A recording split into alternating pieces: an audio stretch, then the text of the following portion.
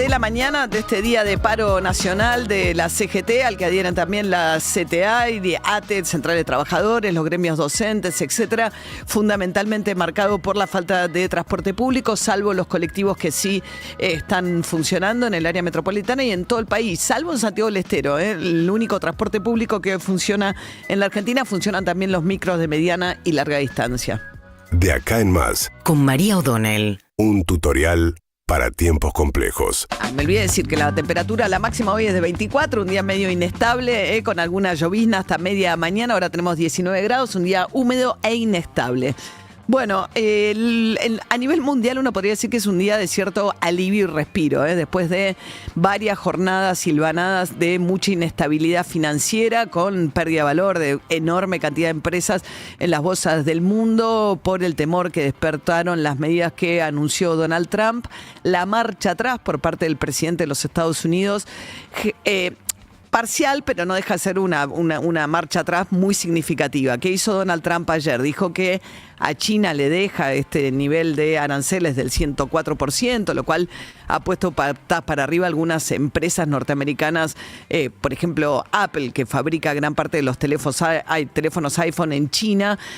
Bueno, está en una situación en la que se especulaba. Ayer leía una nota del New York Times que decía que podía hasta triplicarse el precio de los teléfonos iPhone en Estados Unidos si se sostiene en el tiempo la guerra comercial con China, que es por ahora de todas las guerras comerciales que venía librando Trump, a la que ha dejado tal cual, ¿no? China puso unos aranceles del 84%, Estados Unidos lo dejó en 104%,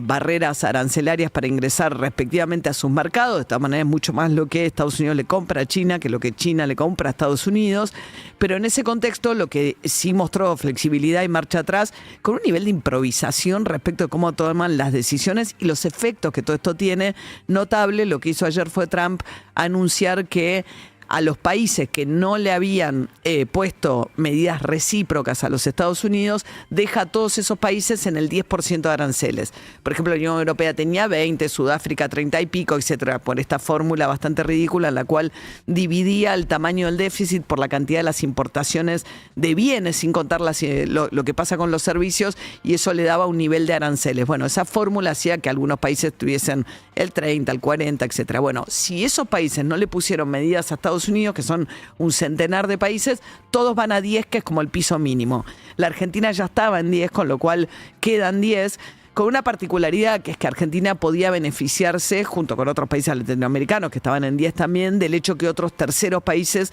sí tuviesen aranceles más altos. Caso de Sudáfrica, por ejemplo, el otro día hablábamos con una empresa argentina que exporta derivados del limón, jugo de limón y demás. Ellos tenían una planta en Sudáfrica que tenía el 34%, entonces le convenía, bueno, pensar en las plantas de la Argentina para entrar al mercado norteamericano. Ahora los demás países, muchos otros países, quedaron al 10%. Pero de todas maneras esto mejoró el clima financiero internacional, subieron las bolsas, hay una fuerte recuperación también en las bolsas en Asia, está pasando lo mismo en Europa, como que cambia un poco el clima con la idea que, bueno, de que la locura de Trump de tomar estas medidas con muy poca racionalidad encontró un límite en el mercado mismo, los millonarios, el propio Elon Musk, que le había hecho diciendo, bueno, con Europa deberíamos reconsiderarlo, etcétera. Bueno, encontró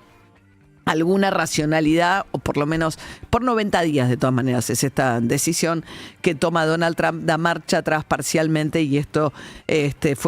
cambió un poco el clima internacional. En la Argentina eso no cambia mucho, en el sentido que ayer el Banco Central, lo contábamos tempranito con David, volvió a vender reservas, lo cual es una muy mala noticia porque es un poco el talón de Aquiles de lo que está pasando, y de hecho además donde la Argentina tiene incumplimientos con los acuerdos con el Fondo Monetario Internacional, que es que no logra el Banco Central acumular reservas. Esto como resultado de sus intervenciones en el mercado cambiario directas, por la decisión de permitirle a los exportadores liquidar una parte, el 20% de sus ingresos al dólar contado con liqui, y de esa manera mantener la oferta sobre ese dólar financiero para evitar que la brecha entre el dólar oficial y el financiero crezca. Con lo cual, bueno, no se revirtió la tendencia en ese aspecto con el anuncio del acuerdo con el Fondo Monetario Internacional. Sobre todo porque hay un gran interrogante. Probablemente mañana se empiecen a conocer más detalles respecto de que negoció a cambio de que el fondo le dé un nuevo acuerdo por otros 20.000 millones de dólares adicionales al de 48.000 millones de dólares que también había tomado Luis Toto Caputo. Bueno, cuáles son las condiciones para ese crédito todavía no se conocen, pero bueno, la especulación es que parte del esquema cambiario va a tener que ser modificado en función de esto para que el Banco Central empiece a acumular reservas y no las use para tratar de mantener a raya el dólar, buscando que el dólar sea un ancla, ¿no? El hecho de un dólar estable es parte de la explicación de cómo logró bajar muy rápido la inflación Milei. Por eso además está abrazado a la idea, o estuvo hasta ahora, no sabemos qué va a pasar ahora, a la idea de sostener un dólar, sobre todo el tipo de cambio oficial, evolucionando incluso por detrás de la inflación en pesos. Lo que está pasando ayer, se conoció el número de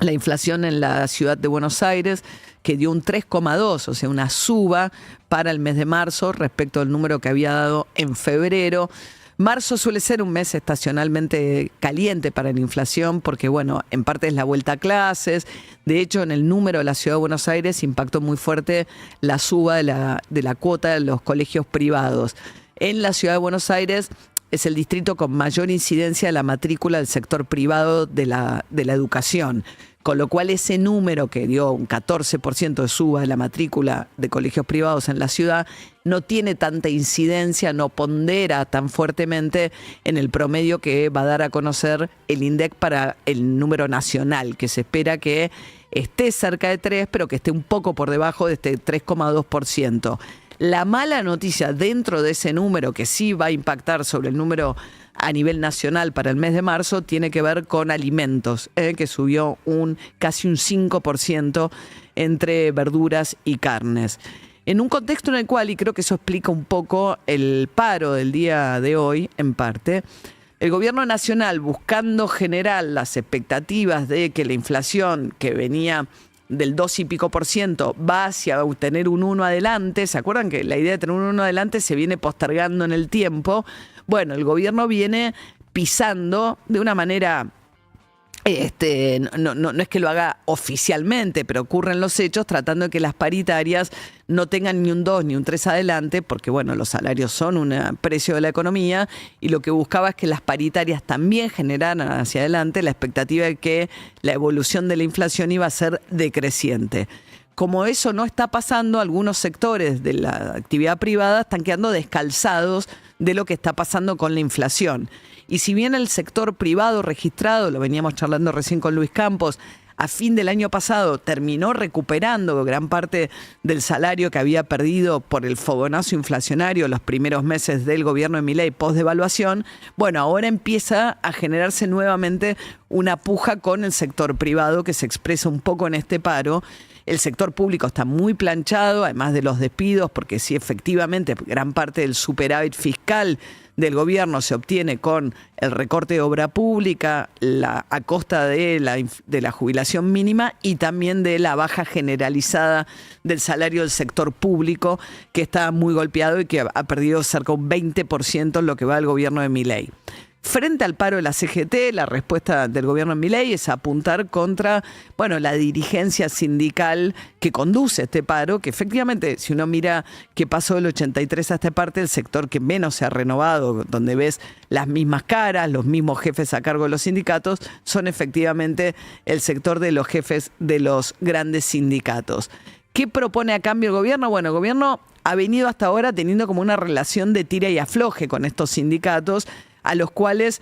de alguna manera les negocia todo el tema de la guita de las obras sociales, pero sobre todo hasta ahora el gobierno puso el pie en el freno en el tema de quitar los aportes obligatorios a los sindicatos, que obviamente es un factor de financiamiento muy relevante para estos sindicatos, porque la cuota sindical en la Argentina es obligatoria, se llama el aporte solidario, o sea que independientemente de que estés o no afiliado al sindicato que representa el sector de tu actividad, en tu salario, si sos un trabajador registrado, se te descuenta el aporte sindical mensualmente. Ese aporte, que además con las obras sociales muy golpeadas es significativo para lo que es el financiamiento del mundo sindical, el gobierno había amenazado con eliminarlo. De hecho, había varios proyectos en el Congreso Nacional que proponían esto. Durante este tiempo, el gobierno lo que hizo, de hecho, los libertarios no dieron quórum. Hemos hablado alguna vez con Martín Tetaz, que es un diputado del radicalismo, que quería llevar adelante esa discusión al recinto, y fueron los propios libertarios los que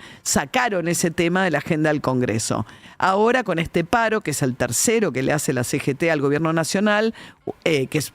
si uno compara tiempo de gobierno versus cantidad de paros, Milei es efectivamente uno de los que más paros ha sufrido hasta ahora. Probablemente, bueno, todavía no llegamos a los 13 paros contra de Alfonsín, el primer presidente de la democracia, pero bueno, frente a esta medida de fuerza, la CGT, la respuesta del gobierno es volver a poner encima de la mesa esa amenaza, es decir, quitar el aporte sindical obligatorio y de financiar a los sindicatos como respuesta a esta medida de fuerza. Dijo Guillermo Francos, el jefe de gabinete, que para hacer tal cosa van a esperar a las elecciones del mes de octubre, el cambio de composición del Congreso a partir de la incorporación que esperan tener de un mayor número de diputados y senadores libertarios como resultado de las elecciones de octubre, y que ahí sí van a empujar esta agenda que hoy aparece como una represalia frente al paro, la idea de que el gobierno ahora sí avanzaría por quitar el aporte sindical obligatorio